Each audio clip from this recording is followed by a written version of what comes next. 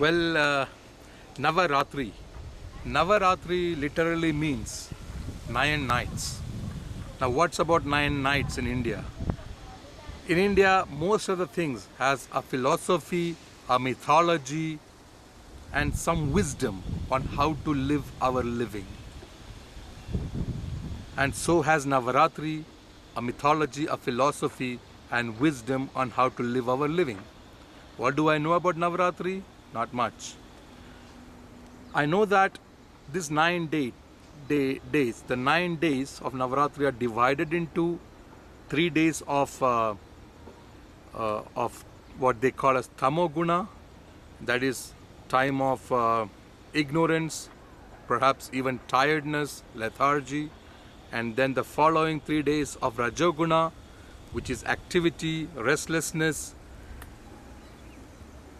and a drive to do things, and the third is Sattva Guna, which is activity devoid of restlessness or anxiety, which is life supporting activity, and these are categorized as Sattva Guna. So the 9 days of Navratri are divided into 3 days of Tamoguna, 3 days of Rajoguna, and 3 days of Sattva Guna.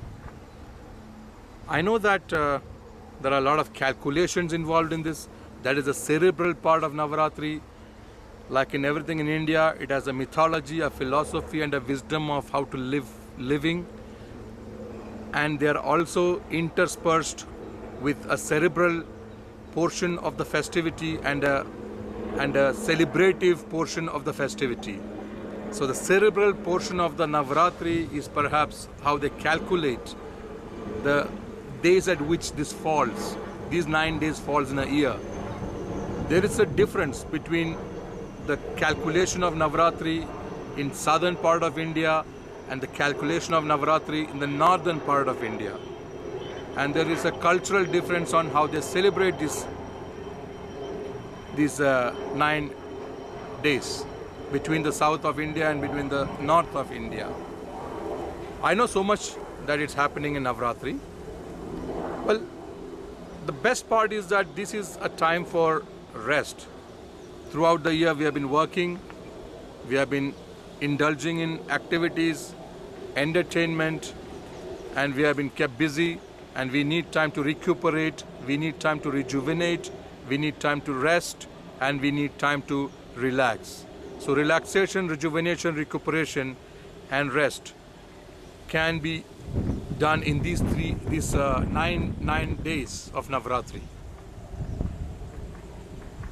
As in everything, the mythology says that ultimately it is also directed towards a confrontation, a contest, a competition between life nurturing and supporting activity and otherwise the activity that disorients us from the goal of life supporting activity that brings in disharmony. Now those things on one side needs to be defeated. So the direction of Navaratri is towards an energy, generation of an energy, nurturing of an energy, towards that energy that ultimately diffuses and diminishes disharmony and uplifts society, uplifts and upgrades people in their creativity, in their innovation, in their intuitions through meditative practices and restful practices. Therefore, these 9 days I would use to rest well and so as to rejuvenate for the rest of the year.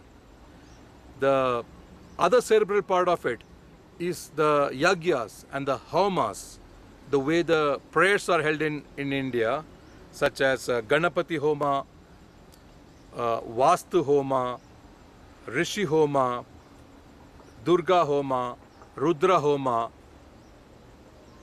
and Sudarshana Homa, and many yet, though complete, yet subordinate or upa yagyas or upa prayers, upa homas. All of them culminate in the climax, or it converges into the desired spot of Chandika Devi Homa, and that's held on the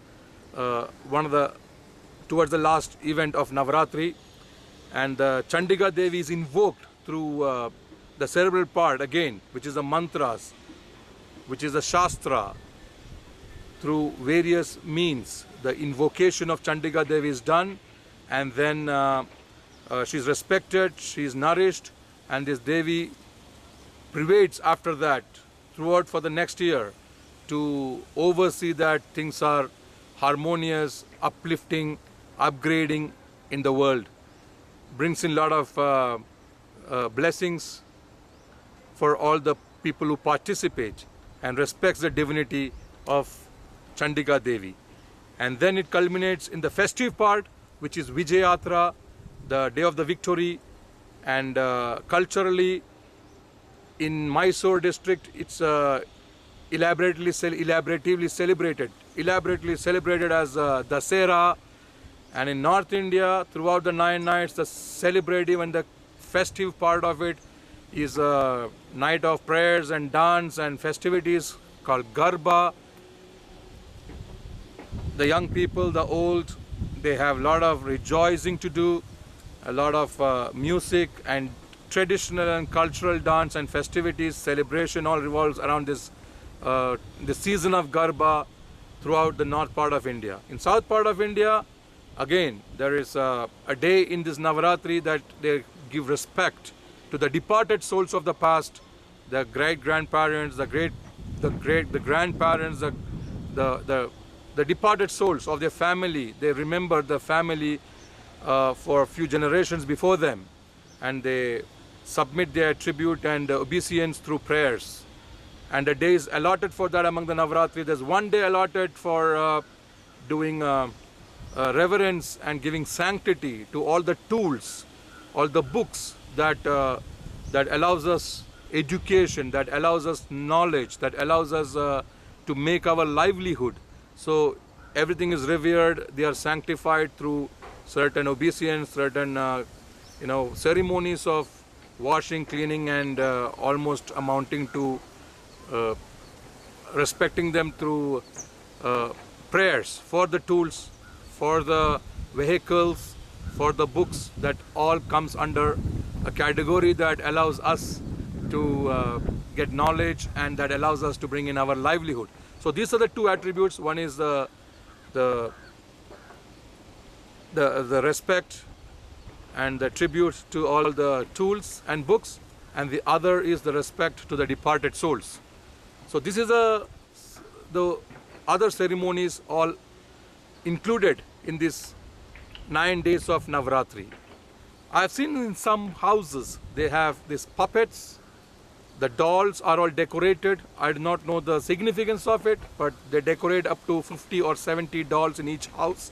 It is kept in a very beautiful hierarchy, and it is a nice eye candy to watch this, as the entire family get together to do it, and it is maintained for a few more days through the Navratri.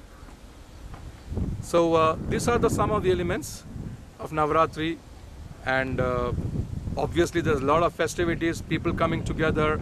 We get holidays from work for at least 2 days, and a lot of good food, a lot of celebration, and any reason to celebrate is welcome.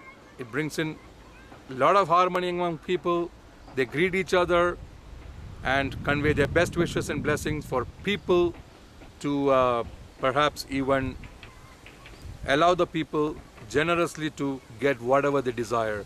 So be part of Navratri, enjoy the celebration, give your happiness to everybody, share with everybody your happiness, and celebrate.